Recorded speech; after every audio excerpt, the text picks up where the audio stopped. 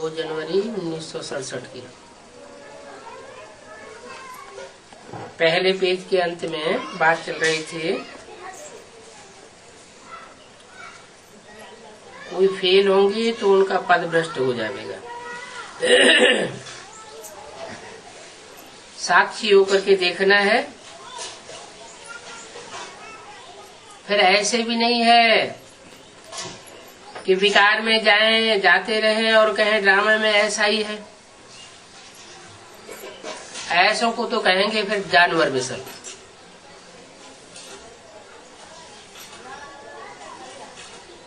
दूसरा पेज, ये बुद्धि से समझने की बातें हैं। बाप कहते हैं देही अभिमानी बनो, कोई भी देहधारी से ताल्लुक नहीं। देही अभिमानी, देह और देही। देह माना शरीर और देही माना शरीर को धारण करने वाली आत्मा। तो देही अभिमानी माने आत्मा अभिमानी बनेंगे तो फिर किससे ताल्लुक होगा? आत्मा का ताल्लुक परमात्मा बाप से, क्योंकि आत्मा 84 जन्मों से कनेक्शन की बात हो गई। आत्मा जब याद आएगी तो कितने जन्म याद आ जाएंगे? पूरा 84 का चक्कर याद आ जाएगा। 84 का चक्कर याद आता है माना आत्मा अभिमानी। और सिर्फ ये जन्म याद आता है, इस जन्म के देह के संबंधी याद आते हैं। इसका मतलब आत्माभिमानी या देह अभिमानी? देह अभिमानी। अगर आत्माभिमानी बनेंगे तो देहधारियों से कोई ताल्लुक नहीं। हमको तो एक बाप को ही याद करना है। क्यों? एक बाप को क्यों याद करना है? क्योंकि अब अंत में इस सृष्टि का ऐसा समय आने वाला है, कोई किसी का साथी नहीं रहेगा। एक भगवान ही सबका साथी बनने वाला है। क्या? जैसे मिसाल के तौर पर यज्ञ के आदि में जब हिंदुस्तान पाकिस्तान की लड़ाई हुई, खून की नदियां बह रही थी और 300-400 कन्याओं माताओं को सिंध हैदराबाद में तालों में जकड़ रखा था। तो जिन लोगों ने तालों में जकड़ रखा था, जब खून की नदियां बही तो वो छोड़ करके भाग गए। कोई ने नहीं देखा कि हमारी बेटी कहाँ है, बहन कहाँ है, पत्नी कहाँ है, कौन कहाँ है, बहन कहाँ है। अपनी अपनी जान लेकर के भागे। और वो कन्याएं माताएं स्वतंत्र हो गई। स्वतंत्र होकर के उनकी जहाँ लगन थी वहाँ कराची में चली गई। तो कोई से ताल्लुक नहीं रखना है। अभी तो ये संगम है, सतयुग आदि का और कलयुग अंत का संगम। बाप जरूर संगम पर ही आवेंगे। न सतयुग में आवेंगे, न त्रेता में, न द्वापर में, न कलयुग में। कब आवेंगे? जब श्रेष्ठ ते श्रेष्ठ युग की आदि होनी होती है और भ्रष्ट ते भ्रष्ट युग, पापी युग जिसे कहा जाता है, उस कलयुग का अंत होना होता है। दोनों का संगम है। पुरानी दुनिया को ही पतित दुनिया कहा जाता है। पावन दुनिया सतयुग को कहा जाता है। मुख्य बात पवित्र बनने की है। क्या? आत्मा जो अनेक जन्म लेते लेते, अनेक देहधारियों के संग में आते आते पतित बन गई है, उस पतित आत्मा को पावन बनाना है। कुछ भी हो जाए, लेकिन नगन नहीं होना है। आत्मा अभिमानी बन करके रहेंगे तो बाप का बल मिलेगा।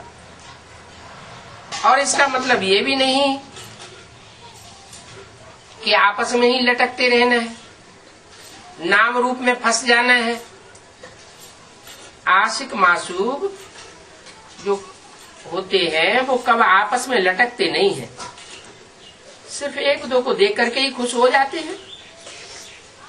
बाकी लटकना आदि कुछ भी होने की बात नहीं है, वो तो देखने से ही खुश होते हैं। लटकने वाले में काम विकार का अंश जरूर आ जाता है।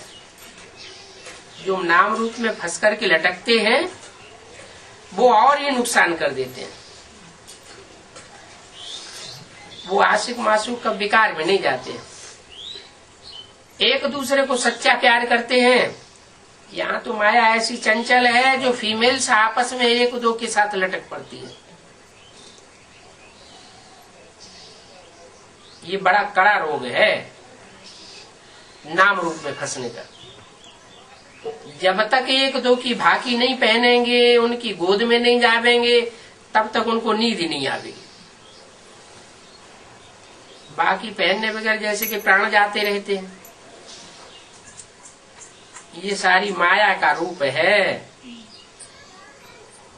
अनेक प्रकार के सट के माया लगाई देती है। तुम बच्चों की बुद्धि में आना चाहिए पुराना 63 जन्म का किचरा है जो अभी संगम युग में आकर के उदय होता है। इसमें आसक्ति रखनी नहीं चाहिए। कोई को भी देह में नहीं फंसना है, एक बाप को याद करना है तो ये बहुत मंजिल भारी। मंजिल भारी क्यों है? क्योंकि 63 जन्मों की रील अभी संगम युग में घूम रही है। विश्व का मालिक बनना है, ऐसे भी भारी मंजिल है। जितना ऊंचा पुरुषार्थ उतनी भारी मंजिल। भारी मंजिल को भी सहज कैसे बनाते हैं? भारत का प्राचीन योग तो गाते भी है, परंतु इससे क्या हुआ ये कोई नहीं समझ सकते। तुम समझाते हो योग बल से हम विश्व में मालिक बनते हैं, इसमें लड़ाई की कोई बात नहीं है। पांडवों ने बरोबर राज्य लिया, परंतु सुप्रीम पंडे के साथ योग लगाया। क्या सुप्रीम पंडा? तो इसका मतलब नंबरवार पंडे और भी हुए ना। उन्होंने पंडों के साथ योग नहीं लगाया, सुप्रीम पंडे के साथ योग लगाया। सुप्रीम पंडा कौन हुआ? शिव बाबा। सुप्रीम पंडे के साथ योग लगाया तो विघ्न विनाश हुए। पंडे के साथ जाना होता है ना, गाइड करता है ना पंडा। तो जब विक्रम विनाश हुए तब दूसरे जन्म में राजा ही पद पाया।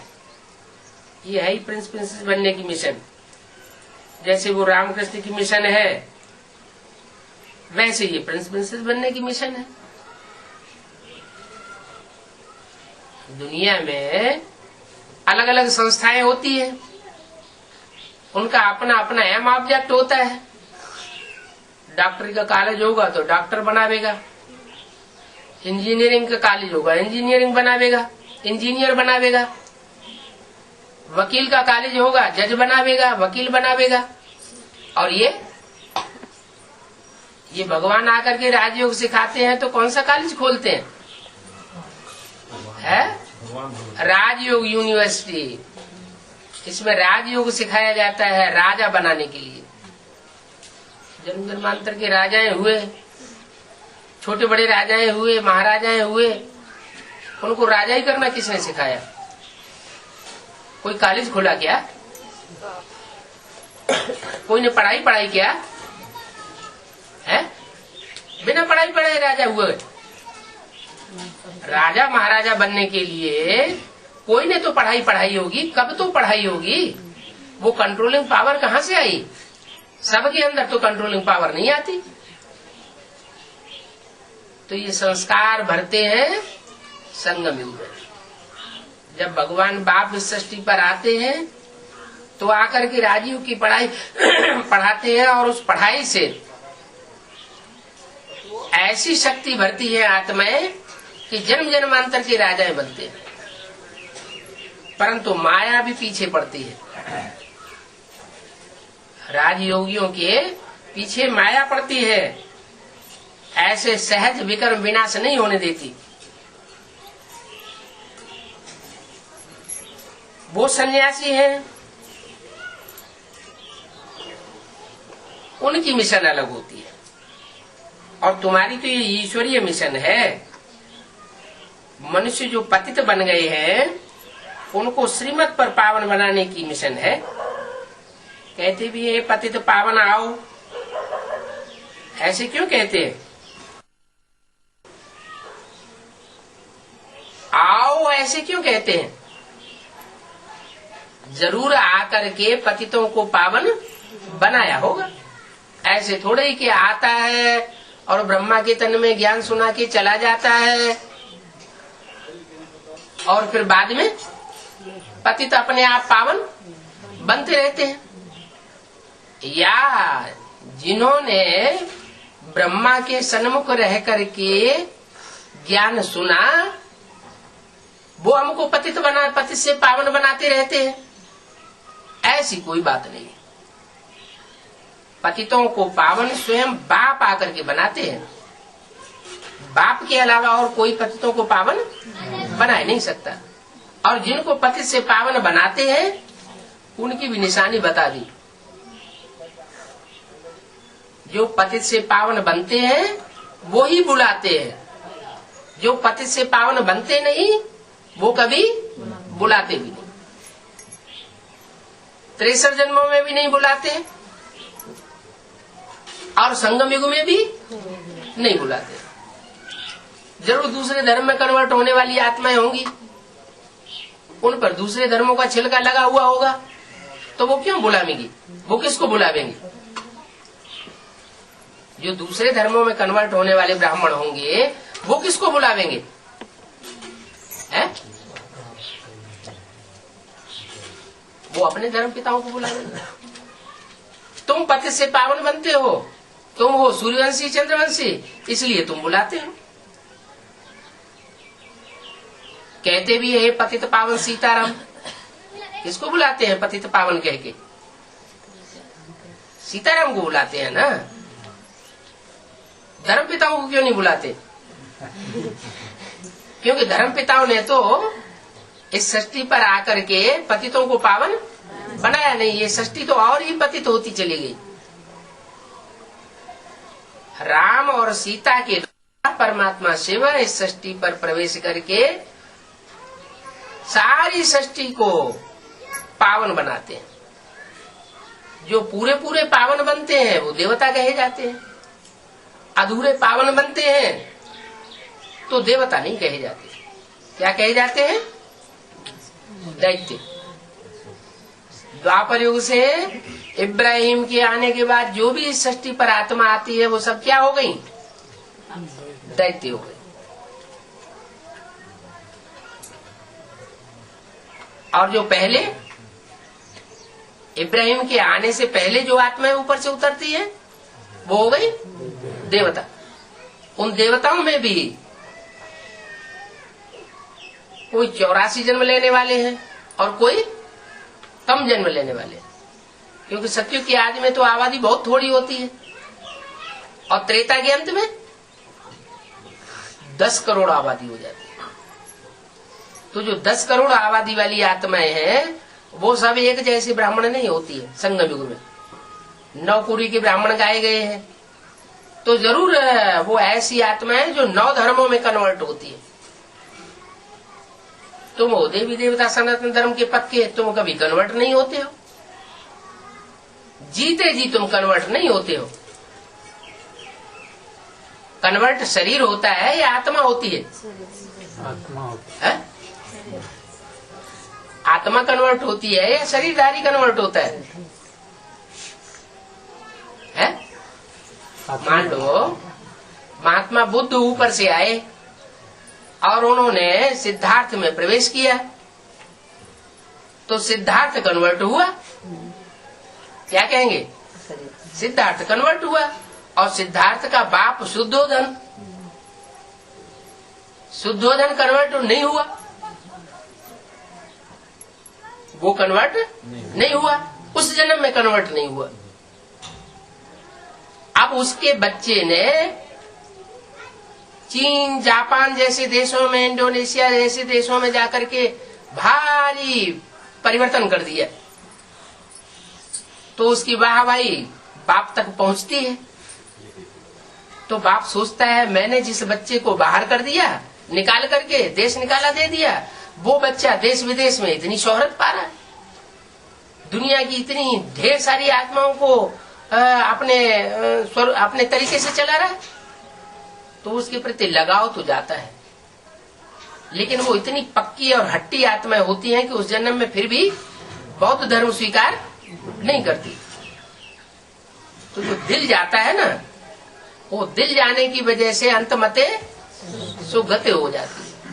300-400 वर्षों के बाद वो आत्मा बौद्ध धर्म में जाकर के जन्म लेती है। तो वो आत्मा जाके जन्म लेती है, उसे कन्वर्सन कहा जाएगा या नहीं कहा जाएगा? कहा जाएगा। आत्मा जाके जन्म लेती है, उसको कन्वर्सन कहा जाएगा। शरीर रहते रहते कोई कन्वर्ट हो जाए तो कहेंगे कन्वर्ट हुआ, और शरीर ही खत्म हो गया फिर तो आत्मा के लिए थोड़ी कहा जाएगा कि वो कन्वर्ट हो गई। कन्वर्ट वो कहा जाता है जो अपने जहाँ जन्म लेता है जिस धर्म में, और वहाँ रहते रहते, जीवन रहते रहते दूसरे धर्म में कन्वर्ट हो जाए तो कहेंगे कन्वर्ट होना। नहीं तो कन्वर्ट होना थोड़ी कहा जाएगा। वो तो आत्मा अपने लगाव के अनुसार अगले जन्म में ऑटोमेटिक दूसरे धर्म में जाके कन्वर्ट हो गई। उसने अपनी गलती नहीं की, खुद उस देश को धोखा नहीं दिया। तो कहते हैं पतित पावन आओ, पतित पावन आओ तो किसको बुलाते हैं? सुप्रीम सोल ज्योति बिंदु के लिए कहें आओ तो बिंदु का आना और बिंदु का जाना ये तो कोई मतलब की बात ही नहीं। आना जाना किसका कहेंगे? साकार का कहेंगे या निराकार के लिए कहेंगे? साकार के लिए कहेंगे। वो साकार में आता है। किस साकार में आता है? पतित पावन सीताराम कहा जाता है। सीता का नाम क्यों लेते हैं? सीता में भी प्रवेश करता है क्या? है? नहीं करता है कि नहीं करता है? करता है, करता है मालूम है? सीता में प्रवेश करता है, इसका प्रूफ मिलता है?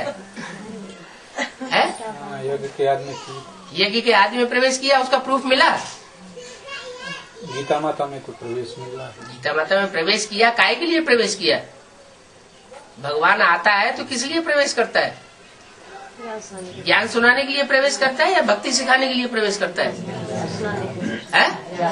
ज्ञान सुनाने के लिए प्रवेश करता है। तो प्रवेश किया सीता माता में ज्ञान सुनाने के लिए? ज्ञान सुनाने के लिए तो प्रवेश नहीं किया।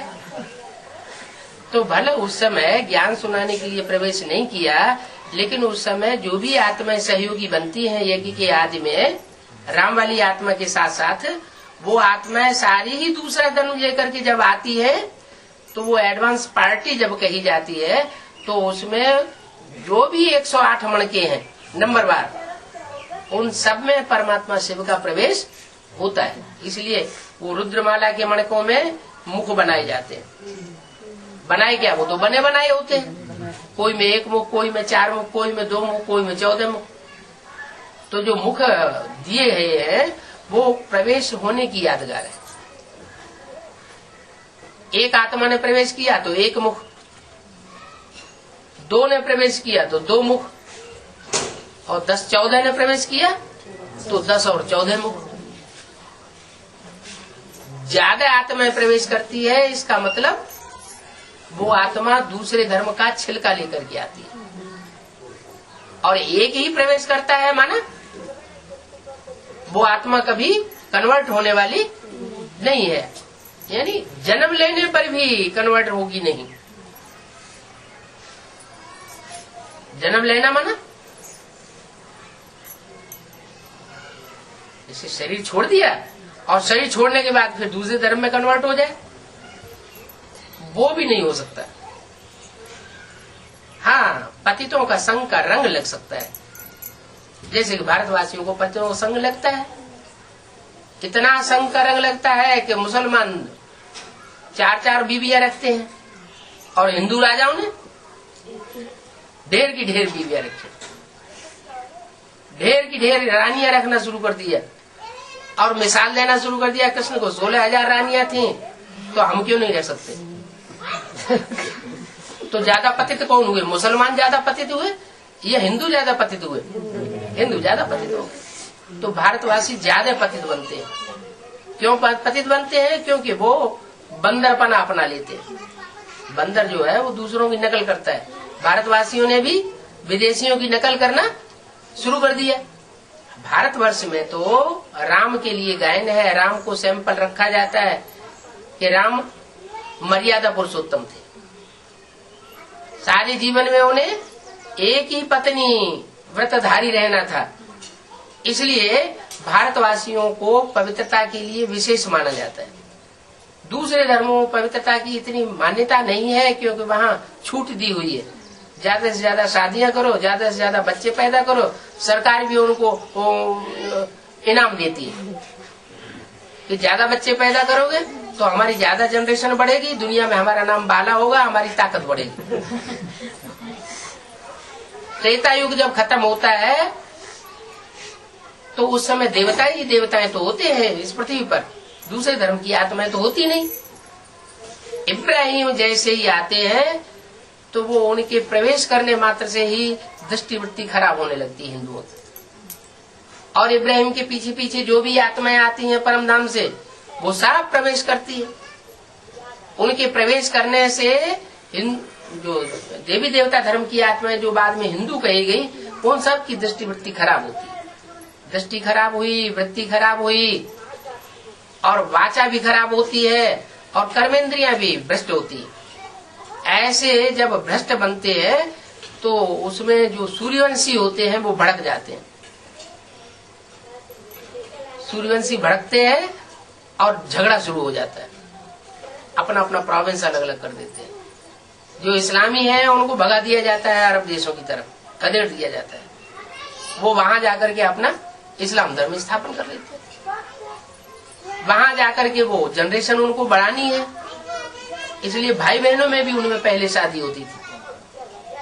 सगे भाई बहनों में भी शादी होती है। अभी मुसलमानों सगे भाई बहनों में शादी नहीं होती, सिर्फ दूध बचाते हैं। बाकी मामा की लड़की, चाचा की लड़की, जो ताऊ की लड़की, उनके साथ भी शादी कर लेते हैं। क्यों? क्योंकि उन्हें तो अपनी जनरेशन बढ़ाने में ही फायदा है। हिंदुओं की जनरेशन थोड़ी होती जाती और दूसरे धर्म वालों की जनरेशन बढ़ती चली जाती है। जब ऐसे ऐसे होता है तो हिंदू बहुत कमजोर पड़ जाते हैं। भारत की हालत जो है बहुत खस्ता हो जाती है। जनसंख्या के आधार पर ही नहीं, क्वालिटी के आधार पर भी। वो अपने अंदर हीन भावना आ जाती है कि दूसरे देश जो है बहुत ऊंचे हैं और हम नीचे हैं। इसका प्रूफ ये है कि यहाँ के जितने भी जहीन वर्ग, जो अच्छे अच्छे बुद्धिमान लोग होते हैं, वो सब विदेश भाग रहे हैं पैसा कमाने के लिए। भारत की सरकार उनको उनका वेतन नहीं दे पाती, उनकी कदर नहीं कर पाती। जो जहीन है भी इंडिया में जो 2-4, तो उनको कोई पूछता नहीं। ऐसी स्थिति जब हो जाती है तो विदेशों को बहुत ऊंचा समझते हैं और भारत को बहुत नीची दृष्टि, अपने आप अपने को नीची दृष्टि से देखने लग पड़ते हैं। विदेश की शिक्षा को बहुत अच्छा समझते हैं, विदेश के खान पान को बहुत अच्छा समझते हैं। नहीं तो भारतवासियों का अन्न तो बहुत शुद्ध था। देवताएं कोई मांस, गोश्त, मछली, अंडा, शराब नहीं खाते थे।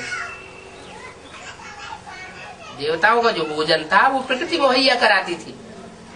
सात्विक जीवन और सात्विक प्रकृति, इतनी सात्विक प्रकृति थी कि उन्हें कोई काम नहीं करना पड़ता था, कोई कल कारखाने नहीं थे, और फिर भी प्रकृति के द्वारा सब कुछ मुहैया होता था। तो ऐसी जिंदगी जिन देवताओं की थी भारतवर्ष में, वही देवताएं आकर के अंतिम जन्म में, कलयुग के अंत में आकर के दूसरों के संग के रंग में आकर के, विधर्मियों के संग के रंग में आकर के नीचे गिर जाते हैं। अभी बाप कहते हैं कि मैं आया हुआ हूं भले तुम सारी दुनिया के मुकाबले जास्ती पतित बन गए, तुम्हारे कर्म जास्ती भ्रष्ट हो गए। दूसरे देशों में इतनी रिश्वत नहीं चलती है, इतना भ्रष्टाचार नहीं चलता है, और भारतवासियों में जबरदस्त भ्रष्टाचार। आज के देश की सबसे बड़ी समस्या हो गई है ये भ्रष्टाचार कैसे खत्म हो। बाप कहते हैं जो खुद भ्रष्टाचारी है वो भ्रष्टाचार खत्म कर ही नहीं सकते। मैं ही जब इस सृष्टि पर आता हूँ तो इस भ्रष्टाचार को खत्म करता हूँ। और ये भ्रष्टाचार की शुरुआत कहाँ से होती है? इस भ्रष्टाचार की शुरुआत होती है देह अभिमान से। देहभान होने से ही, अपने को देह समझने से, दूसरों को देह समझने से काम विकार की पैदाइश होती है। यह है सबसे बड़ा विकार। ऐसे तो 5 विकार है, काम क्रोध लोभ मोह अहंकार, लेकिन सबसे बड़ा विकार है काम विकार। काम विकार ये मुखिया है, जैसे डकैतों का मुखिया होता है। अगर इसके ऊपर जीत पा ली तो बाकी सब भाग जाएंगे। गीता में भी कहा है, हे अर्जुन, काम और क्रोध ये तड़े महाशत्रु हैं, तू इनको जीत ले। उन्होंने फिर स्थूल युद्ध दिखा दिए। अरे 2 बातें क्यों कर दी? या तो काम क्रोध को जीत लो या फिर दुर्योधन दुशासन को जीत लो। लेकिन काम क्रोध जो है वही लड़ाई वास्तव में है, मनुष्य के अंदर की लड़ाई है। मनुष्य अपने अंदर की जो दुर्गुणों को अगर जीत लेता है, कमजोरियों को जीत लेता है तो विश्व विजयी बन सकता है। इसलिए कहते भी है, मन जीते जगत जीत, माया जीते जगत जीत, मन के हारे हार और मन के जीते जीत। ये मन जो है वो हमको गड्ढे में ले जाता है। तो मन कंट्रोल में करने के लिए परमात्मा इस सृष्टि पर आता है और भारतवासियों को खास सिखाता है कि तुम अपने मन को कैसे कंट्रोल करो। क्या करो? अपन को आत्मा समझो। हम ज्योति बिंदु आत्मा है, भ्रकुटी के मध्य में निवास करने वाला सितारा इन आंखों से देखता है। जब तक ये सितारा इस भ्रकुटी में मौजूद है तब तक आंखों में से रोशनी निकल रही है, और जैसे ही वो सितारा निकल जाता है मनुष्य मुर्दा हो जाता है और आंखें बटन हो जाती है, वो रोशनी चली गई। तो जो सितारा है आत्मा, उस सितारे की स्थिति में टिकना माना आत्माभिमानी बने, और आत्माभिमानी बने तो काम विकार स्वतः ही नष्ट होता है। कैसे? हम आत्मा और तुम आत्मा। अब इसमें स्त्री पुरुष की बात ही नहीं रही। स्त्री का चोला और पुरुष का चोला जब देवभान आता है तो बुद्धि में बात आती है। हम जानते हैं कि आत्मा स्त्री चोला भी लेती है, आत्मा पुरुष चोला भी लेती है। सारा जीवन काम विकार प्रधान होने की वजह से मनुष्य अंत में शरीर छोड़ता है तो वो स्त्री को याद करता है। शरीर छोड़ते समय स्त्री को याद करेगा तो अंतमते सुगते, स्त्री का चोला मिल जाता है। ऐसे ही स्त्री सारे जीवन पुरुष को याद करती है तो अंतमते सुगते, पुरुष का जन्म मिल जाता है। तो ये आत्मा स्त्री या पुरुष का चोला धारण करती है, वो संस्कार के अनुसार है, लगाव के अनुसार है, अटैचमेंट के अनुसार। अगर अटैचमेंट नहीं होगा तो आत्मा आत्मिक स्टेज में रह करके परम धाम की वासी बनेगी, इस सृष्टि की वासी नहीं बनेगी। सृष्टि की वासी बनती है तो आत्मा ऊपर से आती है, या तो गर्भ महल में प्रवेश करती है या तो गर्भ जेल में प्रवेश करती है। द्वापर कलयुग में आएगी तो गर्भ महल में नहीं आएगी, गर्भ जेल में आएगी। और सतयुग त्रेता में ऊपर से आत्मा उतरती है तो गर्भ महल में आती है। गर्भ महल में आने पर स्त्री और पुरुष का भान होता नहीं है, लेकिन स्त्री पुरुष का चोला मिलता है। एक जन्म में स्त्री का चोला, एक जन्म में पुरुष का चोला। सतयुग त्रेता में विभेद नहीं होता कि 2-2 जन्म स्त्री के मिल जाए, 2-2 जन्म पुरुष के मिल जाए, नहीं। वहाँ तो समान रूप से चलता है, एक जन्म स्त्री का और एक जन्म पुरुष का। 21 जन्म तक क्रम सही चलता है, और जैसे ही दूसरे धर्म की आत्माएं सृष्टि पर आना शुरू होती है, वैसे ही देह भान बढ़ने के कारण वो क्रम टूट जाता है। 2-2 जन्म स्त्री के, 2-2 जन्म पुरुष के मिलना शुरू हो जाते हैं। कोई जरूरी नहीं है, लेकिन वो क्रम टूट जाता है तो देहभान बढ़ता है। देहभान क्यों बढ़ा? जैसे सोने में खाद मिक्स होती है, सोने में चांदी मिलाई जाती है तो चांदी की खाद आ गई, सोने में तांबा मिलाया गया तो तांबे की खाद आ गई, सोने में लोहा मिलाया गया तो लोहे की खाद आ गई। तो ऐसे ही सतयुग वाली जो आत्माएं, जो सच्ची आत्माएं थी, उनमें त्रेता युग जब शुरू होता है तो चांदी की खाद पड़ना शुरू हो जाती। कैसे? जो 14 कला संपूर्ण बनने वाली, 14 कला का संपन्न पुरुषार्थ करने वाली आत्माएं हैं, वो ऊपर से आकर के इस सृष्टि पर जन्म लेती है और उनके संग का रंग लगता है। सतयुग में तो सिर्फ 2 करोड़ आबादी होती है, त्रेता में आके 10 करोड़ आबादी हो जाती है। माने चौगुनी आत्माएं ऊपर से उतरी और इस सृष्टि पर आकर के चौगुनी आत्माएं जो है वो 2 करोड़ सतयुग की आत्माओं को संग का रंग लगाती है।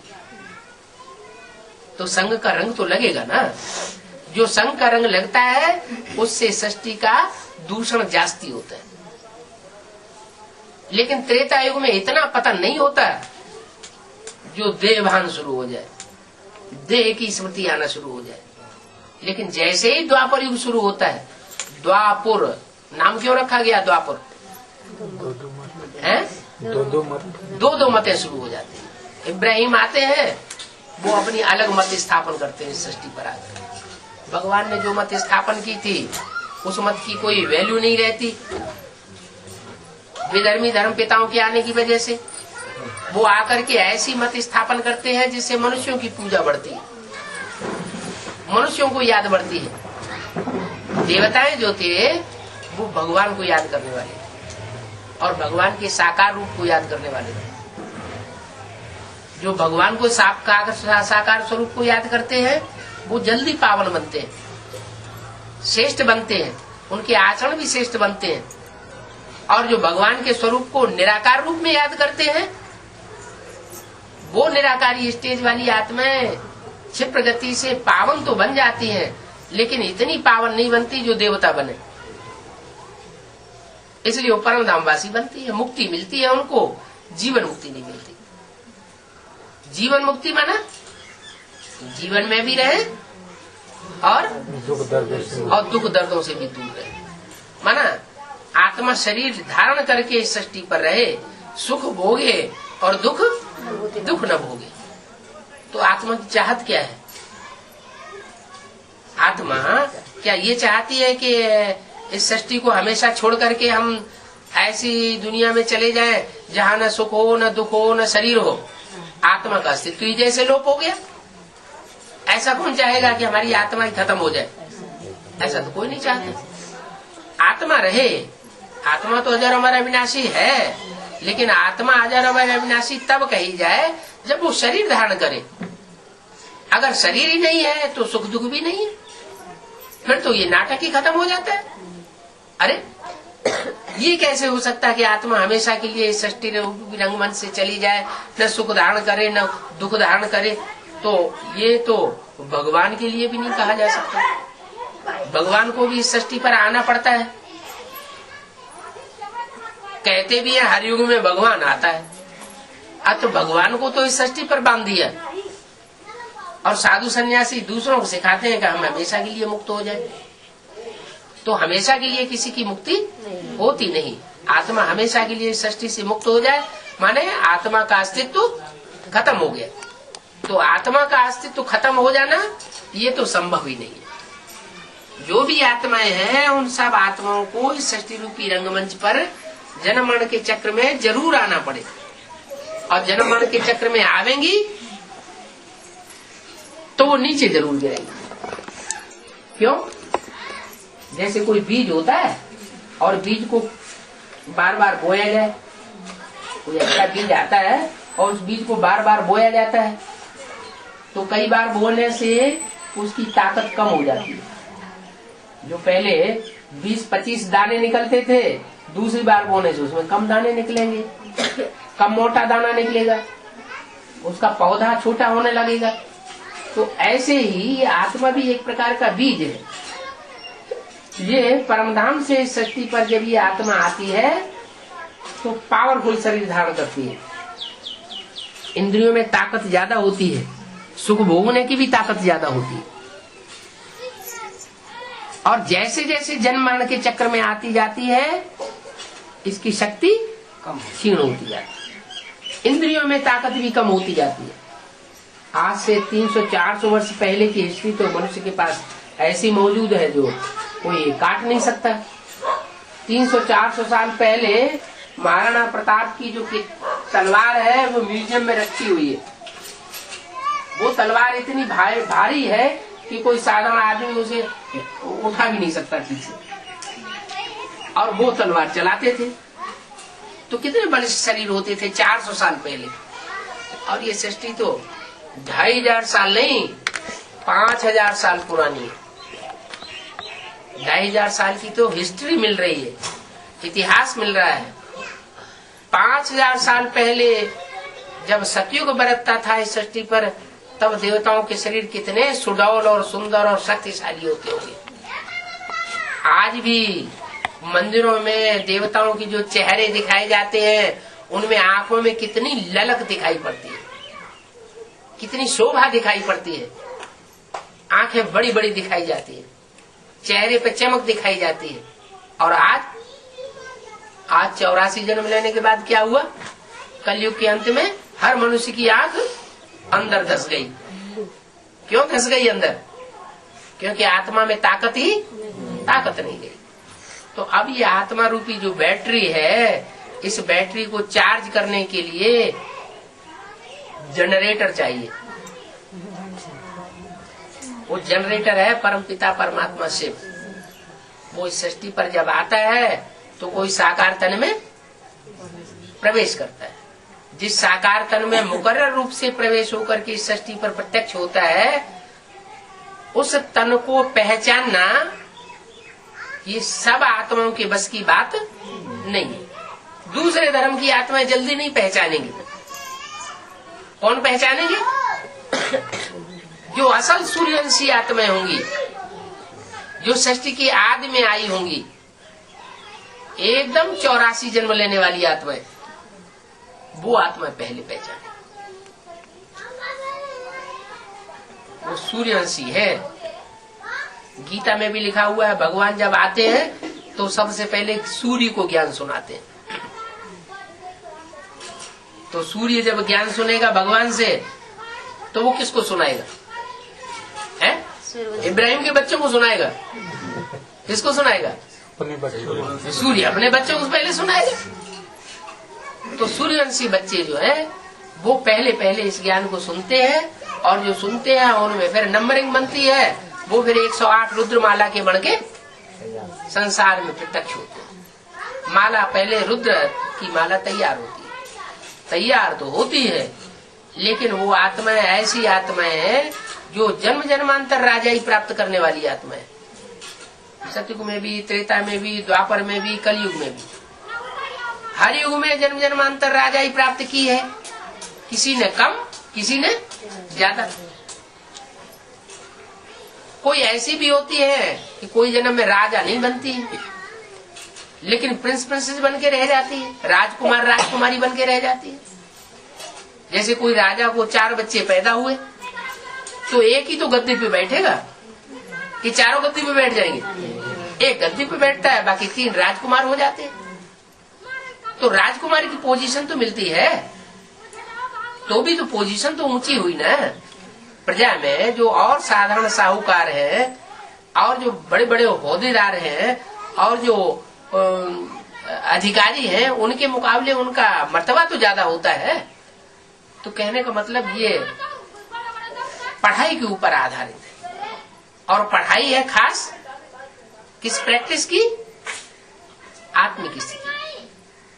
सवेरे उठ करके जितना हम आत्मा की याद में अपने फाउंडेशन पक्का डाल लेंगे, सारा दिन वो आत्मिक स्थिति मजबूत बनी रहेगी। जैसे अभी संगम युग है, संगम युग में जो आत्माएं जितना ज्यादा आत्मिक स्थिति की प्रैक्टिस करती है, जन्म जन्मांतर वो उतनी ज्यादा आत्मिक स्थिति में रहेंगी। ज्यादा आत्मिक स्थिति में रहेंगी तो दूसरे धर्म की जो आत्माएं ऊपर से आती है वो प्रवेश ही नहीं कर पाएंगी और बार बार यहाँ देहभान में आएंगी, देह के आकर्षण में आएंगी, तो आत्मा की ताकत कम होती जाएगी। आत्मा की ताकत कम होने से क्या होगा, द्वापर युग से दूसरे धर्म की आत्माएं आती हैं, वो प्रवेश कर जाएंगी। अभी भी भूत प्रेत आत्माएं किस में प्रवेश करती है, कमजोर में या पावरफुल में? जो कमजोर आत्माएं होती हैं उनमें भूत प्रेत प्रवेश कर जाते हैं। तो इसलिए बाबा का जो ज्ञान है वो ये सिखाता है कि हमारे ऊपर कोई अधिकार न कर सके।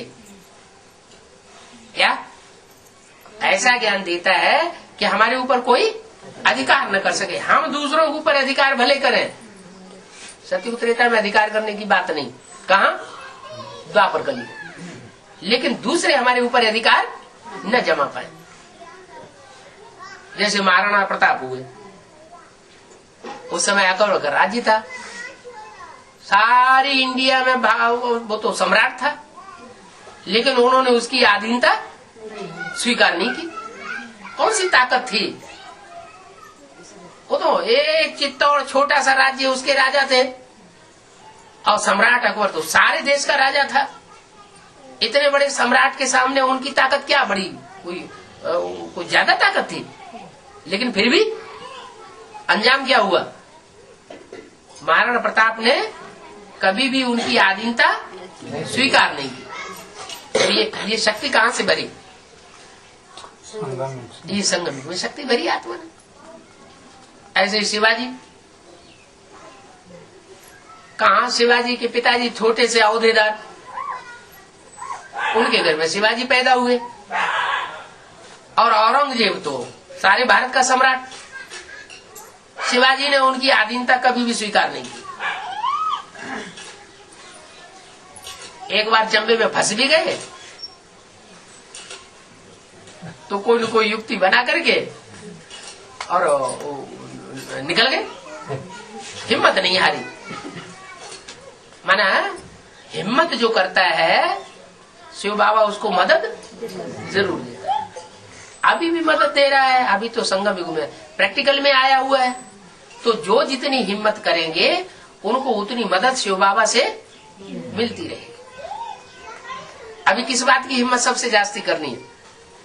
सेवा की है, सेवा की हिम्मत सबसे जास्ती हिम्मत करनी है। पहले अपनी सेवा करनी, फिर जो भी संगी साथी मिले, जो भी संसर्ग संपर्क में आने वाली, संबंध में आने वाली आत्माएं हैं, उनकी सेवा करने की हिम्मत मिले।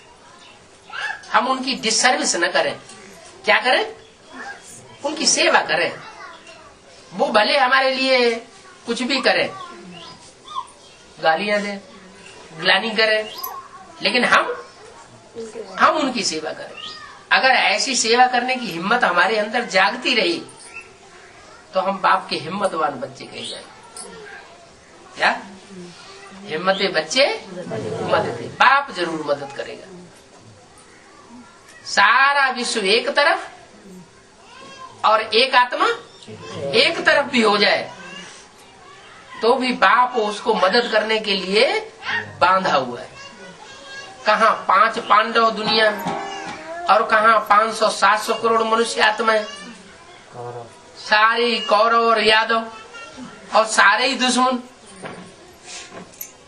कोई बाहर की दुनिया की तरीके से दुश्मन, कोई ब्रह्मा कुमार कुमारी बनकर के दुश्मन, और कोई प्रजापिता ब्रह्मा कुमार कुमारी बनकर के भी दुश्मन हो जाते हैं। माना सारी ही दुनिया दुश्मन हो जाती है तो भी वो हिम्मत नहीं हारते। जैसे बाप ने श्रीमत दी है उस श्रीमत पर चलना है और श्रीमत पर चल करके आत्माभिमानी बनकर के रहना है। न दुख देना है न दुख लेना है। दूसरों को देना है तो क्या देना है? सुख देना है। ऐसा ज्ञान कभी ना सुना है कि दूसरे को दुख हो जाए। कभी कभी क्या होता है कि अहंकार में आकर के ज्ञान तो सुनाते हैं, लेकिन ऐसा ऐसा ज्ञान सुनाते हैं जिससे दूसरी आत्मा अगर उठने वाली हो तो भी और ही गिर जाए, हाथ जोड़ ले, हमें नहीं चाहिए ये ज्ञान, नफरत ही पैदा हो जाए। तो वो डिससर्विस नहीं करना चाहिए। डिससर्विस माना कोई आत्मा को उमंग उत्साह में लाने की बजाय और ही उसको डाउन कर देना। सर्विस करना माना उमंग उत्साह में लाना, खुद भी उमंग उत्साह में रहना, दूसरों को भी उमंग उत्साह में लाना। वो सर्विस दूसरों की तब कर सकेंगे जब पहले हम खुद आत्माभिमानी बनने की हिम्मत करें। ये बहुत बड़ी तपस्या है। क्या वो ऋषि मुनि सन्यासी तो टांग ऊपर कर देते हैं, एक टांग पर खड़े हो जाते हैं, पांव के पंजे पर खड़े हो जाते हैं, हाथ ऊपर कर देते हैं, हाथ ऊपर किए खड़े रहते हैं, तो वो समझते हैं ये तपस्या है। खाना नहीं खाते हैं, इसे तपस्या समझते हैं। बाप कहते हैं वो कोई तपस्या नहीं है, ये तो देह को दुख दिया, क्या जीव घात कर रहे हैं। बाप आकर के जीव घात नहीं सिखाते, भूखा रहना नहीं सिखाते, कोई तकलीफ नहीं देते। क्या कहते हैं? सिर्फ क्या करो? आत्मा को याद करो। दूसरे को देखते हो तो भी आत्मा बिंदी याद आए। क्या चेहरा देखने में आएगा, लेकिन साथ साथ हाँ वो बिंदी सितारा जरूर याद आए। चाहे किसके माथे पे बिंदी या टीका लगा हुआ हो या न लगा हुआ हो, लेकिन हमको क्या याद आना चाहिए? लगा हुआ मानो। हाँ, कि हमको दिखाई पड़े कि ये सफेद सफेद सितारा इसकी बिंदी में चमक रहा है। तो अगर ऐसी प्रैक्टिस डाल ली तो जैसे कि हम आत्मा में चलते फिरते उठते बैठते खाते पीते, कोई गाली दे रहा है तो भी, कोई ग्लानि कर रहा है तो भी हम उसको किस रूप में देखें? आत्मिक। जब आत्मिक रूप में देखेंगे तो आत्मा आत्मा भाई भाई हो जाएगा।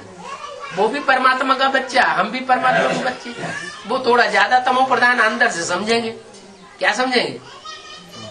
कि ये ग्लानि कर रहा है, गाली दे रहा है, तो ये ज्यादा तमो प्रधान बन गया है, और हम थोड़ा बहर है हमारे ऊपर बाप की, इसलिए हम अपने को कंट्रोल किए हुए हैं। रहम आना चाहिए कि ये आत्मा नीचे गिर रही है, इस आत्मा को भी ऊपर उठाए। तो जब हम ऐसे लगातार वाइब्रेशन बनाएंगे तो हमारे वाइब्रेशन का दूसरों के ऊपर असर पड़ेगा।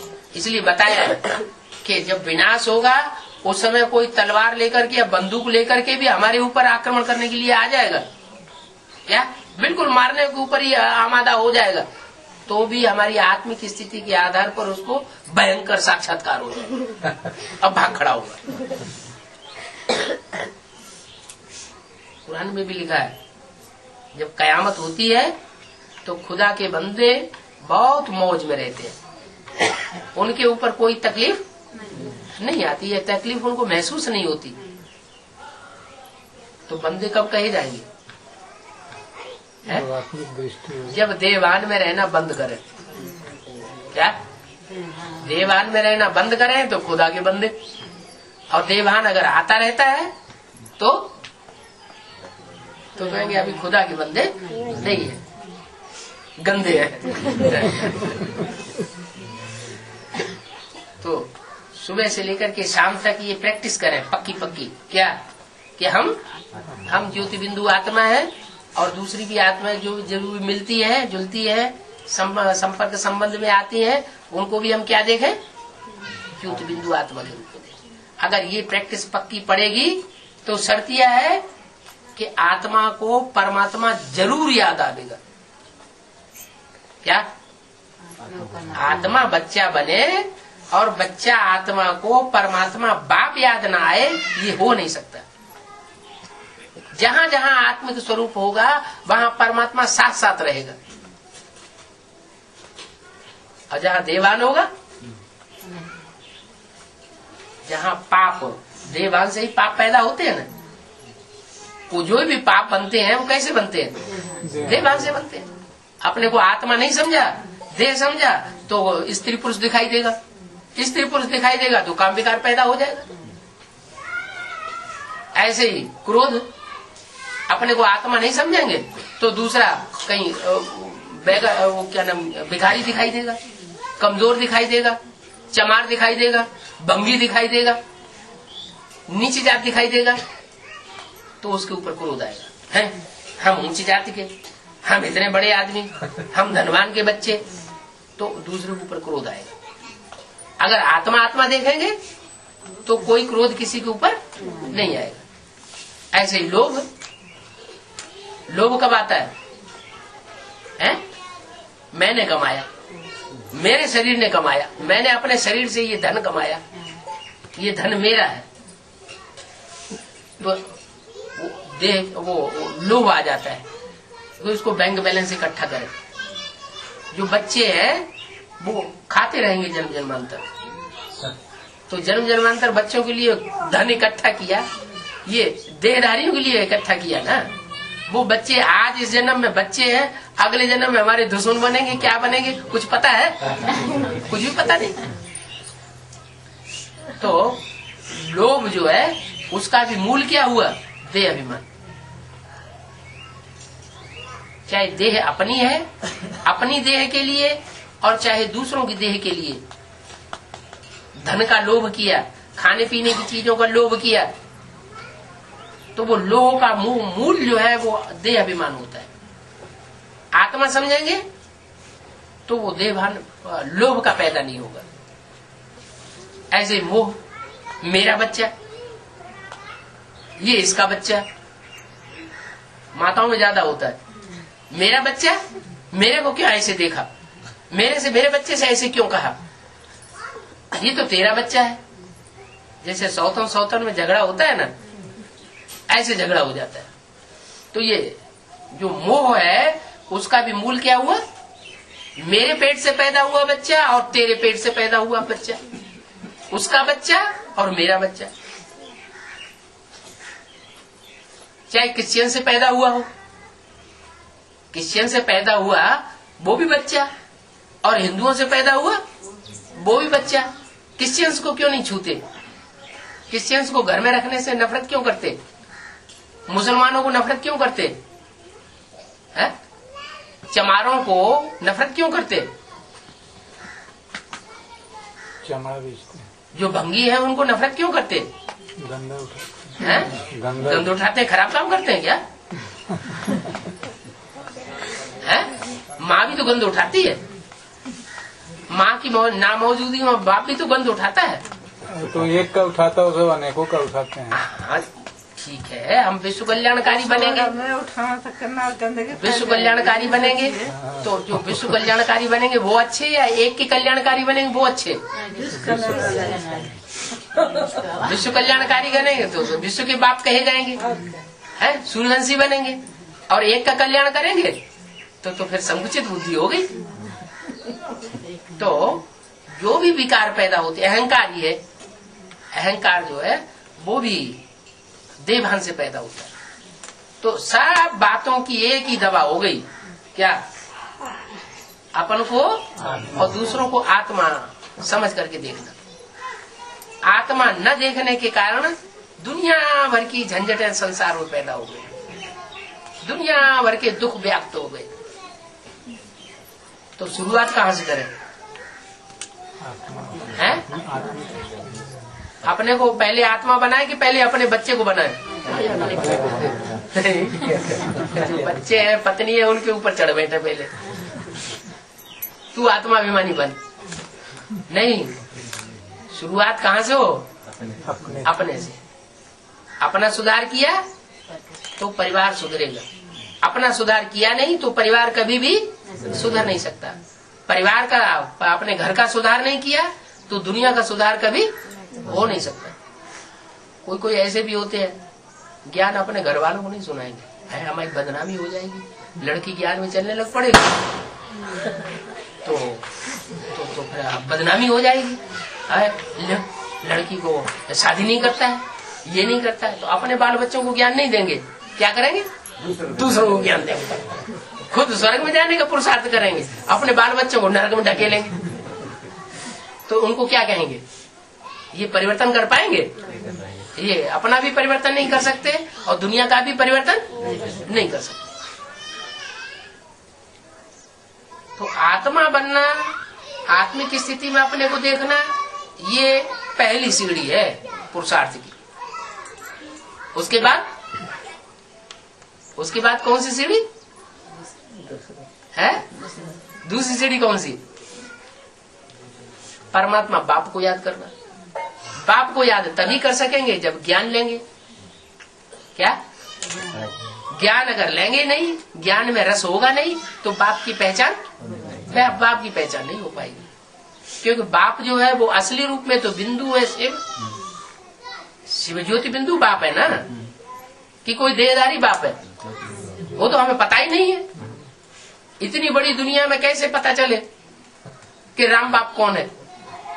और सृष्टि रूपी रंगमंच का पहला बच्चा कृष्ण कौन है? हमें कैसे पता चलेगा?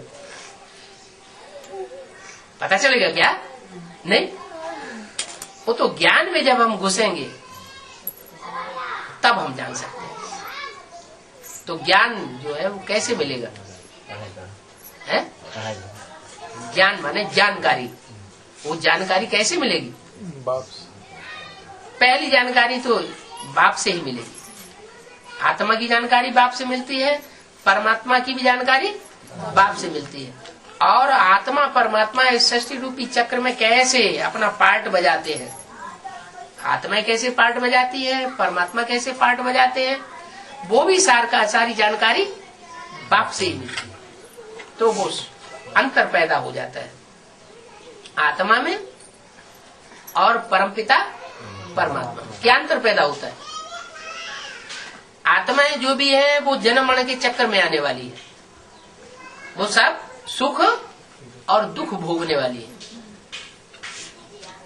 और परमात्मा परमपिता वो सुख दुख से परे का पार्ट बजाता है। सुख भी नहीं भोगता और दुख भी नहीं भोगता, वो अभोक्ता कहा जाता है। माने आत्माएं जितनी है वो सब भोगी है और परमपिता वो अभोक्ता है। ये अंतर है। अगर वो भी भोक्ता बन जाए तो इस सृष्टि को उद्धार करने वाला कोई नहीं है। वो एक ही तुरीय आत्मा ऐसी है जो जन्म मरण के चक्र में आकर के सुख दुख नहीं भोगती, ना गर्भ से जन्म लेगी और ना उसका मृत्यु कभी होता है। हाँ, वो प्रवेश करती है। जैसे मनुष्य ने जो गीता बनाई उसमें भी लिखा हुआ प्रवेश तुम, मैं प्रवेश करने योग्य हूँ। फिर एक बार कह दिया प्रवेश करने योग्य हूँ, फिर दूसरी तरफ गर्भ से जन्म दिखा दिया कृष्ण का और राम का। तो मनुष्य बुद्धि जो है वो फैसला नहीं कर पाती आखिर सच्चाई क्या है। भगवान आकर की सच्चाई बताता है। क्या बताया था सच्चाई? कि मैं अजन्मा हूँ, मैं गर्भ से जन्म नहीं लेता, और तुम आत्माएं प्रवेश भी करती हो और गर्भ से भी जन्म लेती हो। अगर देवात्माएं बनती हो तो गर्भ से जन्म लेने के बावजूद भी दुख सहन नहीं करती, क्योंकि तुम गर्भ महल में आती हो सतयुग त्रेता में। और द्वापर कलयुग में जो भी आत्माएं हैं वो सब गर्भ जेल में आती है। परम धाम से जो आती है डायरेक्ट, वो गर्भ जेल में नहीं आती, क्योंकि परम धाम में तो जो भी आत्मा जाती है पवित्र होकर के जाती है। इस सृष्टि पर जब विनाश होता है, भगवान इस सृष्टि पर आता है, दुनिया का स्थापना पालना और विनाश कराता है, तो सब आत्माएं पवित्र होकर के वापस जा सकती है। जब तक पवित्र नहीं बनी है तब तक वापस नहीं जा सकती। पवित्र का मतलब क्या है? पवित्र का मतलब देह की याद आना बंद। देह की याद ना, क्या याद आए? है आत्मा याद। सिर्फ आत्मा याद आए तो ये इतना पुरुषार्थ कौन करेगा? 500-700 करोड़ आत्मा इतना पुरुषार्थ कर लेंगे? नहीं करेंगे। तो फिर तरकीब निधि हुई है। क्या तरकीब निधि हुई है? जो अपने आप पुरुषार्थ नहीं करेंगे तो उनके लिए धर्मराज बाप बनकर के बैठा हुआ है। क्या करेगा? है वो दंड देगा। जिनके जिनके पाप कर्म भस्म होने से रह जाएंगे, आत्म की स्थिति में नहीं रहेंगे, तपस्या नहीं करेंगे, पाप कर्म भस्म नहीं करेंगे, तो उनको बाप फिर धर्मराज के साथ हिसाब किताब चिपटू करेगा। बहुत कड़ी कड़ी सजाएं हैं। वो सजाएं खा खा करके त्रह त्रह करके आत्माएं पावन बनेंगी और आत्म की स्थिति में स्थित हो जाएगी। जो जितनी जल्दी आत्म की स्थिति में स्थित होगा सदा काल के लिए, वो उतना ही ऊंचा पद पाएगा 500-700 करोड़ मनुष्य आत्माओं के बीच में। और जो जितनी ही देर में पावन बनेगा यानी आत्म की स्थिति धारण करेगा, वो उतनी ही नंबर उसका नीचे गिर जाएगा। मान लो कोई आत्मा 700 करोड़ में नंबर पे आई, तो कलयुग के अंत में आकर के बस जन्म लिया और मरी, जैसे मक्खी मच्छर। तो मक्खी मच्छर बनना अच्छा या 84 जन्म देवता बनना अच्छा? ऐसी भी आत्मा है जो 82-83 जन्म भी सुख भोगती है, दुख नहीं भोगती। अच्छी लिस्ट में आना चाहिए। अभी हमारा भाग्य हमारी मुट्ठी में है। क्या भगवान ने आके हमारी मुट्ठी में हमारा भाग्य दिया हुआ है। चाहे तो हम अच्छे से अच्छे बन जाएं और चाहे तो मक्खी मच्छर जैसे बन जाए। ओम शांति। क्या कोई 9 महीने पेट में पके नहीं, 9 महीने पेट में न पके और दुनिया से कनेक्शन न टूटे। जिस दुनिया को शरीर छोड़ करके आई है आत्मा, उस दुनिया से कनेक्शन न टूटे, तो वो नए बाप का बच्चा बन पाएगा? ऐसे ही ये 9 दिन की भट्ठी है, एक दिन जाना एक दिन आना और 7 दिन वहाँ दुनिया से अलग थलग करके रखा जाता है। अंदर ही खाना, अंदर ही पीना, अंदर ही सोना, अंदर ही ज्ञान सुनना, याद में बैठना।